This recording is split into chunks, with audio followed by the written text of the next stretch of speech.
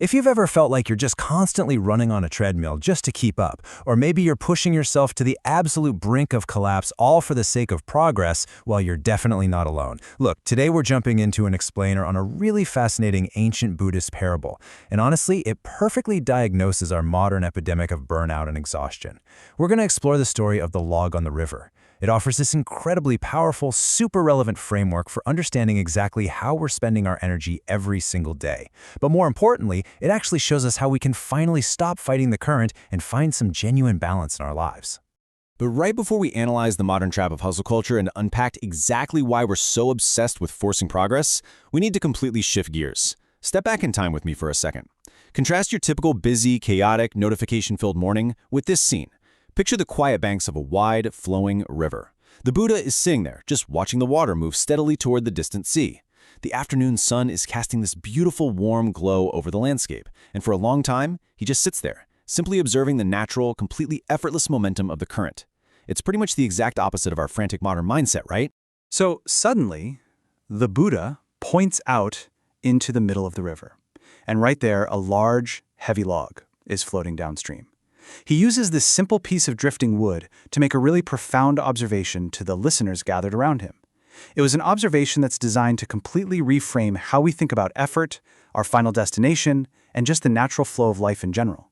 He essentially saw in that piece of wood a perfect mirror for the human experience, and a brilliant lesson about how we navigate our own journey.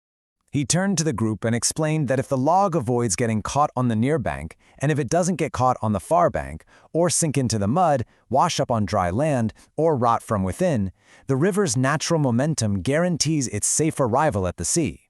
Notice the exact wording here, inevitably, unmistakably. The log doesn't need a motor. It isn't stressed out about its Q4 metrics. It absolutely doesn't need to struggle. The current is already doing the heavy lifting, effortlessly carrying it exactly where it needs to go. Now, his listeners are watching this log bobbing safely past sharp rocks and swirling eddies, and they ask how this mirrors a human life. The Buddha smiles and breaks the metaphor down into 5 distinct traps that block our path to freedom: the near bank, the far bank, sinking, washing up, and rotting. And look, these aren't just dusty ancient philosophical concepts. They map perfectly onto the psychological hurdles we face every single day when we try to navigate our careers, our relationships, or just our personal growth. Let's break down exactly what these mean for us today. The 2 riverbanks brilliantly illustrate the 2 most common extremes we bounce between. First up, you have the near bank. This represents the trap of comfort and sensory pleasure. Think of this as the very modern temptation to just numb out on the couch, endlessly doom scrolling, because, let's face it, you're afraid of the deep water of actual growth. But then, on the flip side, you have the exact opposite extreme, the far bank. This is overexertion, desperate ambition, and trying to micromanage every outcome. This is your classic toxic hustle culture. It's the tech bro on a treadmill desk at 2 a.m., pushing himself to the brink of a heart attack, trying to run faster than the river itself. Now, even if you manage to avoid the extremes of those banks, you still have to navigate the water itself. Sinking in the middle equates to our struggles with depression, self-pity, and total stagnation. It's basically letting yourself be buried by the heavy mud of despair. Then there's washing up on dry land, which perfectly describes getting entirely derailed by distraction. You know, like getting lost in the curated illusions of social media and completely forgetting your actual path. And finally, rotting from within is that creeping imposter syndrome or toxic internal dialogue where you pretend everything is totally fine on the outside while harboring hidden anger, greed, or resentment in your heart. So, the absolutely crucial takeaway here is what is known as Majjhima Padipada, which translates so beautifully to the middle way. By steering clear of the numbing near bank, the frantic far bank, and those internal traps of stagnation, illusion, and resentment, you find this incredible state of balance. And we really need to emphasize this point. The middle way is absolutely not about doing nothing. It is about doing the right thing effortlessly. In this balanced center, you don't have to push and you don't have to fight. The natural current of life itself carries you safely to true freedom. But in our modern world, we've essentially put the river on a treadmill.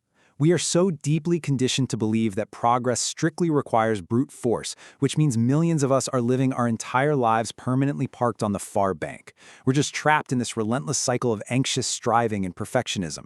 We have bought wholesale into the illusion that if we aren't actively burning ourselves out, or if we aren't completely exhausted by the end of the day, well, we simply aren't doing enough to succeed. And this brings us to a really fascinating ancient concept that perfectly diagnoses our modern hustle culture, upadana. Upadana is an aggressive attachment to an imagined future result. It is literally the act of forcing progress. It happens when we get so incredibly fixated on an outcome we want, maybe a promotion, a relationship milestone, or a financial goal, that we aggressively try to force reality to match our timeline. We mistakenly believe that this intense, grinding friction is the secret sauce necessary for our success. When we operate from that place of aggressive attachment, constantly trying to outrun the river, we create a very predictable and super destructive cycle. First, we aggressively force timelines, which instantly creates massive internal resistance. Blinded by all that resistance, we become rigid, stressed out, and completely lose sight of the present moment.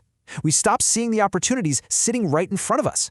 And inevitably, under all that sustained pressure, the mind and body just snap. We crash, sinking straight into the thick mud of exhaustion and burnout. To actually remedy this dangerous cycle, the ancient insight meditation practice of vipassana teaches us to cultivate a quality called upekkha, or equanimity. And let's be super clear here, equanimity is absolutely not laziness, and it is definitely not apathy. Rather, it's the absolute mastery of balanced effort. Think of it kind of like being in a canoe.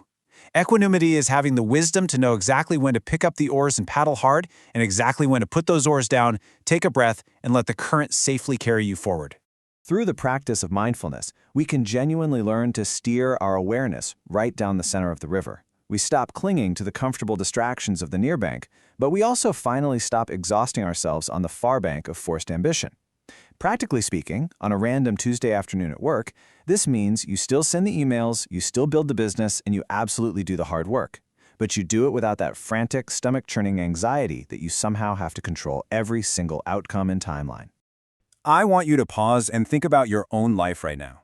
Are you exhausting yourself trying to drag your log down the river? Are you burning out by forcing a career trajectory, pushing a relationship, or driving a personal goal to move way faster than it naturally can? Take a breath and honestly consider where you're unnecessarily fighting the current. Where are you gripping the oars so tightly that your hands are blistering when you could literally just let the water do the work? The ultimate lesson of the floating log is beautifully simple, yet it's incredibly profound. True progress is not about force, it is all about alignment. The destination isn't going anywhere. When you finally stop fighting the natural flow of reality, you realize that the peace and the progress you've been desperately sweating for are already there. The current is already naturally carrying you forward, you just have to have the courage to align yourself with it rather than fight it. I'm going to leave you with this final thought for today's explainer. The river is already moving. The current of life is already flowing steadily toward the ocean. So you really have to ask yourself, why are you still exhausting yourself trying to push it?